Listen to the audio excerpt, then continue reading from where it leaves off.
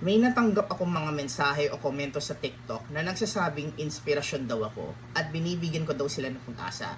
Napailing talaga ako at hindi ko alam kung paano ko tatanggapin bilang papuri o insulto.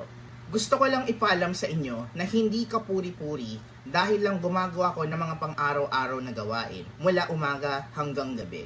Aware ba kayo sa inspiration porn? Ang nakaisip nito ay si Stella Young, isang komedyante at disability rights activist mula sa Australia. Kung hindi nyo siya kilala, panoorin nyo ang TED Talk niya.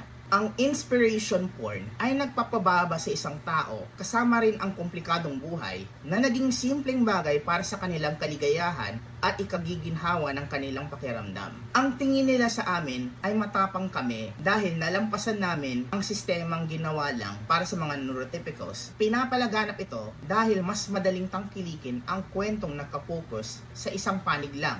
Sa halip na harapin ang mga sistematikong balakid gaya ng kakulangan sa edukasyon, trabaho, oportunidad, inklusyon at sistematikong ableism. Nililimitahan nito ang pananaw nila sa amin na parang pabigat o inspirational savants kaysa sa pagtingin nila sa amin bilang tao. At madalas kumikita ang mga media mula sa mga inspirational na kwento na madaling ikalat sa social media. Mas inuunahan nila ang engagements sa halip na ang totoo at mas detalyadong representasyon. Nakikita nila na nalampasan namin ang sistemang ito, pero hindi nila nakikita ang realidad na aming hinaharap, gaya ng masking o pagpapanggap bilang normal, kawalan ng sariling pagkakakilanlan at authenticity, depression, anxiety, overstimulation, unmet needs, burnout, kakulangan sa suporta at accommodations, at sistematikong ableism.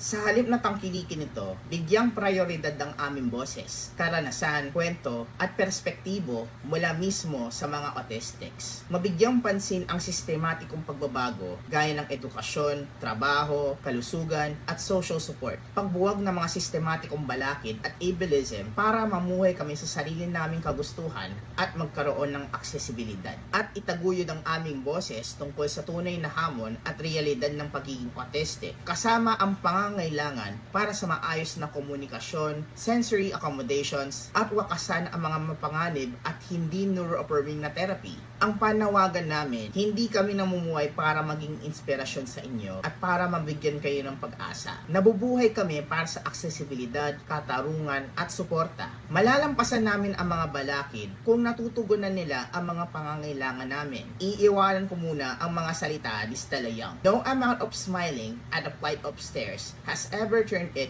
into a ramp.